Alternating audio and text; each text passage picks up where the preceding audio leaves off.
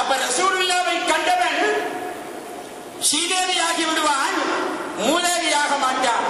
அதே போன்று ரசூலுல்லாவுடைய சமூகத்துக்கு வந்தவன் இல்லை, அவருடைய மௌலிது மஜ்லிஸுக்கு வந்தவன், அவர்களுடைய ஸலவாத் மஜ்லிஸுக்கு வந்தவன், அவருடைய மீலாது விழாவுக்கு வந்தவன் ஒரு பொழுதும் மூதேவியாக மாட்டான், ஒரு பொழுதும் மூதேவியாகவே மாட்டான். ஏன்? அதற்கும் பாக்கியம் கிடைக்கும்.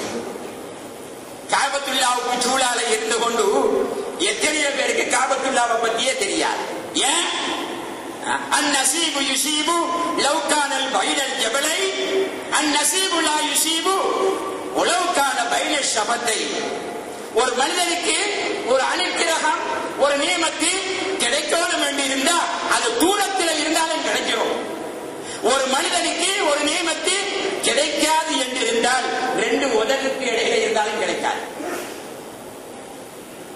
ரெண்டு உதடுக்கு இடையில இருந்தாலும் கிடைக்காது. ஆகவே தூரத்தில் இருந்து எத்தனை பேர் வந்திருக்கிறீங்க, கிட்டத்தில் உள்ளவனுக்கு அந்த நஷ்டம் கிடையாது, பாக்கியமற்றவன். அதுபோல ரசூலுல்லாவுடைய காலத்தில் அபூ ஜஹில் ரசூலுல்லாவுடைய குடும்பத்தில் உள்ளவன் தான். ஆனா ரசூலுல்லாவை அவன் புறக்கண்ணால பார்த்தானே தவிர அகக்கண்ணால பார்க்க இல்லை. அதே அபூபக்கர் சித்தீக் ரலியல்லாஹு தஆலா மக்கமா நகரத்தை சேர்ந்தவங்க தான். அவங்க புறக்கண்ணால பார்க்க இல்லை, அகக்கண்ணால பார்த்தாங்க. ஆத்மீகமா மனிதராக மாறினாங்க. நாயகம் ஸல்லல்லாஹு அலைஹி வஸல்லம் அவர்களினால் சஹாபா பெருமக்களின் உயரிய அந்தஸ்தை பெறக்கூடியதாக மாறினார்கள். அபூபக்கர் சித்தீக் ரலியல்லாஹு அன்ஹு அதிகமாக தொழுது, அதிகமாக நோன்பு பிடிச்சி இந்த பதவியை அடையவில்லை. வலாக்கின் பிஷையின் உக்கிர ஃபீ நஃப்ஸிஹி. எங்கேயும் அவர்கள் இந்த உயரிய அந்தஸ்தை அடைந்தது அவர்களுடைய உள்ளத்தில் உறுதியாக்கப்பட்ட ஒரு கர்மத்தை கொண்டுதான். அந்த கர்மம் என்ன? ரசூலுல்லாஹ் மீது வைத்திருந்த முஹப்பத். அந்த முஹப்பத்தினாலதான் நபிமார்களை தவிர உலகத்தில் மற்றவர்களுடைய ஈமானையும் ஹஜரத் அபூபக்கர் சித்தீக் ரலியல்லாஹு தஆலா ஈமானையும் ஒரு தராசியிலே வைத்து நிறுத்தால் அபூபக்கர் சித்தீக் ரலியல்லாஹு தஆலா ஈமான் தான் எடை கூடியதாக இருக்கும் என்ற மதிப்பை நாயகம் ஸல்லல்லாஹு அலைஹி வஸல்லம் அவர்களின் மூலம் பெற்றார்கள். ஹஜரத் அபூபக்கர் சித்தீக் ரலியல்லாஹு தஆலா ரெண்டு பேருக்கும் பார்வை இருந்ததுதான். ஆனா அபூபக்கர் சித்தீக் ரலியல்லாஹு அன்ஹு நாயகம் ஸல்லல்லாஹு அலைஹி வஸல்லம் அவர்களை அல்லாஹ்வுடைய ரசூல் என்று பார்த்தார்கள், சீதேவியானார்கள். அபூ ஜஹலும் பார்த்தான், ஆனால் அவன் ஆமினாவுடைய மகன் என்று பார்த்தான், அப்துல் முத்தலிபுடைய யதீம் என்று பார்த்தான். இதனால் அவன் மூதேவியாகி போயிட்டான். அதே போல அபூ லஹப் சரித்திரங்களை வரலாறுகளை திரட்டி பாருங்கள்.